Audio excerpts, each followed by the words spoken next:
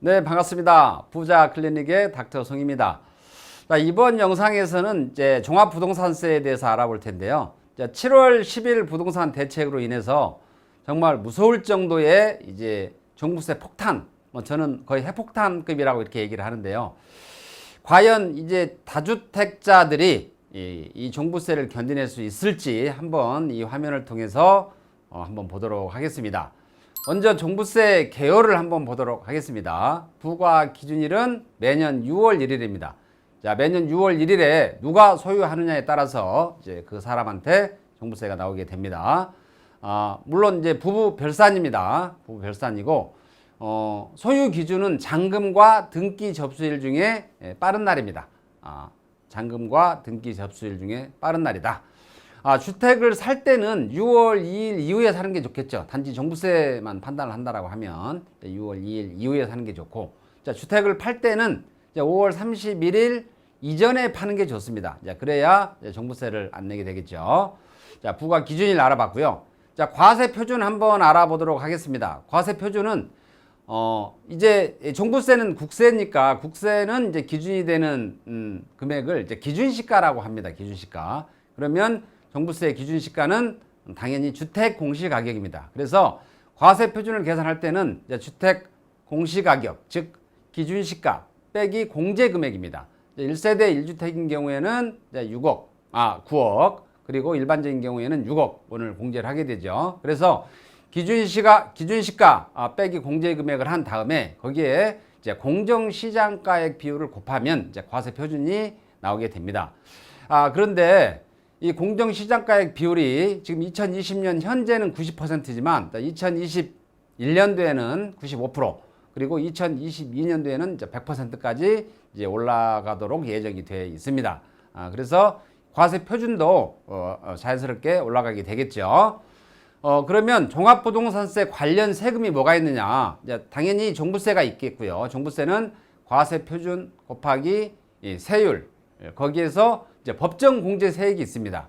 그렇게 하게 되면 이제 종합부동산세, 종부세가 나오게 되겠고요. 그 다음에 농어촌 특별세가 있는데, 농어촌 특별세는 이제 종합부동산세에다가 20%를 곱하면 이제 농어촌 특별세가 나오게 됩니다. 그래서 종합부동산세 관련 세금은 종부세와 농어촌 특별세가 있다, 이렇게 말씀을 드리고요. 납부 기간은 이제 12월 1일부터 12월 15일까지 이렇게 납부를 하면 될 것 같습니다. 그러면 종부세 과세 표준하고 세율을 한번 보도록 하겠습니다. 이게 이제 70 부동산 대책으로 인해서 이제 세율이 좀 많이 올라갔습니다. 그런데 특히 이제 조정 대상 지역 2주택 또는 이제 3주택 이상자들에 대해서 대폭 인상이 됐는데 한번 보도록 하겠습니다. 먼저 2주택 이하를 먼저 보도록 하겠습니다. 자, 2주택 이하인데 조정 대상 지역 2주택은 당연히 제외입니다. 조정 대상 지역 2주택은 빼고 2주택 이하에 대해서는 자, 과세 표준 3억 이하인 경우에는 세율이 0.6%, 3억 초과 6억 이하는 0.8%, 6억 초과 12억 이하는 1.2%, 그리고 12억 초과 50억 이하는 1.6%, 그리고 50억 초과 94억 이하는 2.2%, 94억 초과는 3.0%. 자, 이렇게 나오게 됩니다. 자, 세율이 이 과세 표준 곱하기 3.0%, 이 3.0%라고 이것만 하더라도 사실 엄청납니다. 100억 원이라고 하면 매년 3억 원씩 내야 된다는 결론이 되죠. 그리고 10억 원이라고 하면 매년 3천만 원씩 내야 되는 금액입니다. 정말 어마무시한 금액인데 과연 이 다주택자들이 견딜 수 있을까라는 심히 좀 걱정이 됩니다. 자, 그러면 조정 대상 지역 2주택과 3주택 이상자들에 대해서 한번 보도록 하겠습니다. 과세 표준이 3억 이하인 경우에는 이제 1.2%, 3억 초과 6억 이하인 경우에는 1.6%, 6억 초과 12억 이하인 경우에는 2.2%, 12억 초과 50억 이하인 경우에는 3.6%, 그리고 50억 초과 94억 이하인 경우에는 5.0%, 94억 초과분에 대해서는 6.0%입니다. 정말 엄청납니다. 이제 다주택자들은 이제 주택을 서서히 이제 처분해야 될 시점이 되지 않았느냐는 생각이 듭니다.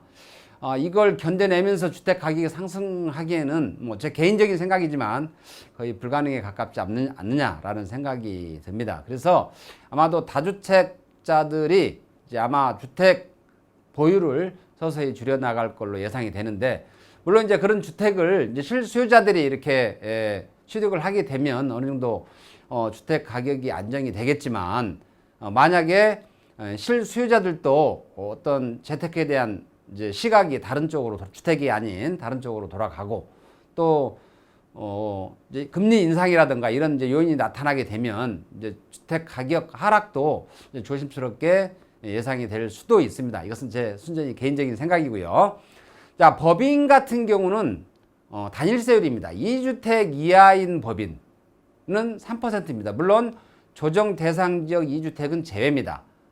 그래서 3주택 이상이나 조정 대상 지역 2주택인 경우에는 3%가 아니고 6%입니다. 그래서 법인 같은 경우는 2주택 이하 법인은 3%, 그 다음에 3주택 이상과 조정 대상 지역 2주택은 6% 이렇게 됩니다. 그래서 지금 현재 이미 이 법인을 설립해서 법인으로 주택을 구입한 법인들은 이제 매물을 지금 내놓고 있는 상태입니다.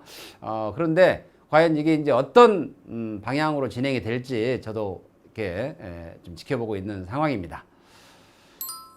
그러면 이제 주택 종부세 법정 공제 세액에 대해서 알아보도록 하겠습니다. 이제 종부세는 이제 법정 공제 세액이 있다라고 그랬죠. 먼저 종부세 기준금액 초과한 부분에 대한 재산세액이 있습니다. 즉 종부세도 보유세고 재산세도 보유세인데 6억 원이나 9억 원을 초과한 부분에 대해서는 이제 이중과세 부분이 있죠. 그래서 이 이중과세 부분을 해소하기 위해서 여기에 대한 이제 공제를 해줍니다. 그래서 재산세 총 부과액에서 주택 종부세 기준 금액을 초과하는 부분에 대해서 중복 과세된 재산세액을 공제를 해줍니다. 먼저. 그 다음에 이제 1세대 1주택자인 경우에는 이제 부담이 크기 때문에 이런 경우에 세액 공제를 해주는데, 먼저 1세대 1주택자의 세액 공제는 두 가지가 있습니다. 고령자 공제가 있고요, 장기 보유 공제가 있습니다. 그래서 소유주가 60세에서 64세인 경우에는 이제 세액에서 20%를 공제를 해주고요, 65세에서 69세인 경우에는 30%, 70세 이상인 경우에는 40%를 공제를 해줍니다. 그리고 장기간 보유한 분들에 대해서도 공제를 해주는데, 자, 5년에서 9년간 보유를 했다라고 하면 20% 공제를 해주고요, 10년에서 14년 보유를 했다, 40% 공제를 해줍니다. 그리고 15년 이상 보유를 했다라고 하면 50% 공제를 해주는데, 예를 들어서 70세 이상이고 15년 이상 보유를 했다라고 하면 합산하면 90%잖아요. 이런 경우에는 90%를 다 공제를 해주지 않습니다. 이제 합산 공제 한도가 80%입니다. 그렇기 때문에 이 합산 공제 한도 80% 내에서는 다 공제가 된다, 이렇게 보시면 되겠습니다. 결국에는 뭐 하나만 예외가 되겠죠. 70세 이상과 15년 이상, 이런 경우에 다 해당되는 경우에는 합산해서 90%지만 합산 공제 한도가 80%이기 때문에 80%까지만 공제가 된다, 이렇게 보시면 되겠고요. 또 세부담 상한액이 있습니다. 즉 전년도 대비 세금이 너무 과도하게 올라가면 세금을 내는데 많이 부담스럽겠죠. 그래서 2주택 이하, 물론 이제 조정 대상 지역 2주택은 제외입니다. 2주택 이하인 경우에는 세부담 상한액이 150%입니다. 예를 들어서 전년도 대비 200%가 올랐어요. 그러면 150%까지만 인정을 합니다. 나머지 50%는 이제 오르지 않게 되는 거죠. 그래서 세부담 상한액이 150%다. 그런데 조정 대상 지역 2주택 또는 3주택 이상자, 조정 대상 지역에서 2주택이거나 또는 이제 전국적으로 3주택 이상인 경우에는 세부담 상한액이 이제 300%가 됩니다. 그래서 전년 대비 3배가 올라도 됩니다. 3배가 올라도 다 내야 된다. 근데 3배 이상 이제 올라가게 되면 이제 그 올라간 부분은 내지 않아도 된다, 이거죠. 그래서 또 세부담 상한액을 공제를 해주고요. 그런데 법인은 이제 세부담 상한액을 적용을 하지 않습니다. 이제 이 점 기억을 해 두시고요. 그래서 종부세는 법정 공제 세액이 이제 중복된 재산세, 그 다음에 1세대 1주택 세액 공제, 1세대 1주택 세액 공제는 이제 고령자 공제와 장기 보유 공제가 있다. 그리고 합산 공제 한도는 80%다. 이렇게 알아두시고요. 그 다음에 세부담 상한액이 있다. 150%, 300%. 자, 그러면 자, 종부세가 이렇게 큰데 이제 모든 주택에 대해서 종부세가 이렇게 나오는 게 아니고 이제 합산 배제되는 주택군들이 있습니다. 그래서 여기는 이제 종부세법 시행령 제3조와 4조에 나와 있는데요. 이제 종부세법 시행령 제3조에 보면 임대주택이라고 되어 있습니다. 아마도 이제 주택을 임대하고 이제 임대사업자로 등록을 해 놓으신 분들은 스스로 아마 잘 알고 계실 거라고 예상이 되는데, 혹시나 스스로 잘 모르고 계신 분들은 이 영상 보시고 한번 생각을 해 보시기 바랍니다.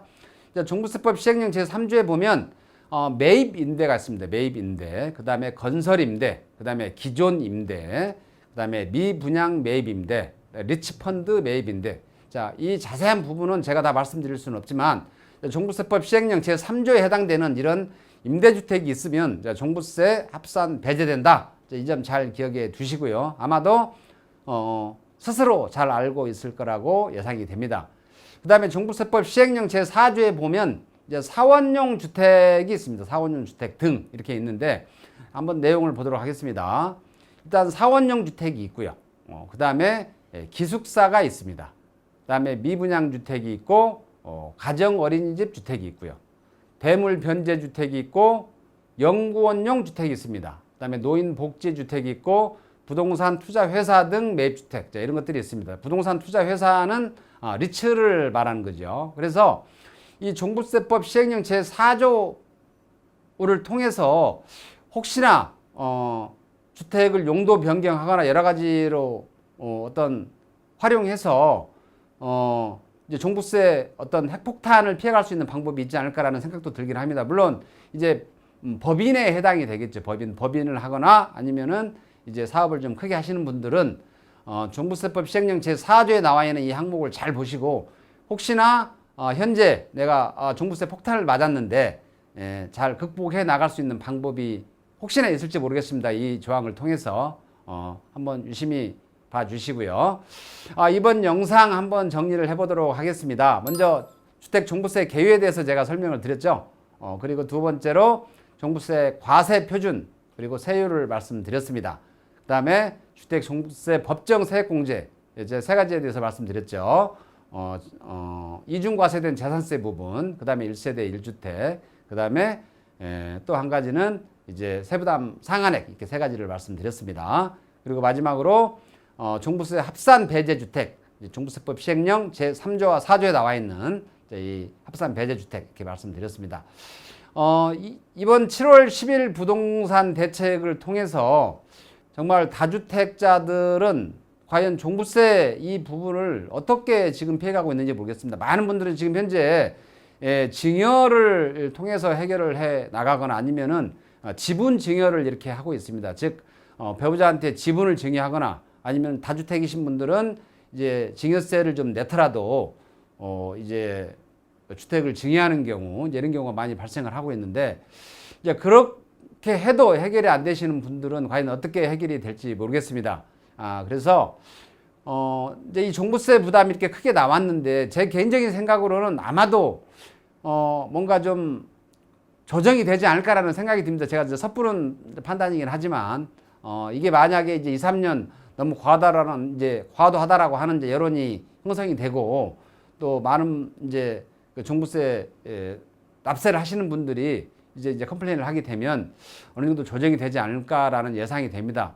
제가 개인적으로 생각하더라도 이 종부세는 이제 상상하기 힘들 정도의 큰 종부세이기 때문에 뭔가 대책이 있어야 되지 않을까, 이런 제 개인적인 생각입니다. 자, 이상 영상 마치도록 하겠고요. 자, 이 영상을 보시고 도움이 되셨다라고 판단되시면 제가 이 영상을 제작하는데 많은 도움이 됩니다. 자, 좋아요, 구독 부탁드리겠습니다. 자, 이상 영상 마치겠습니다.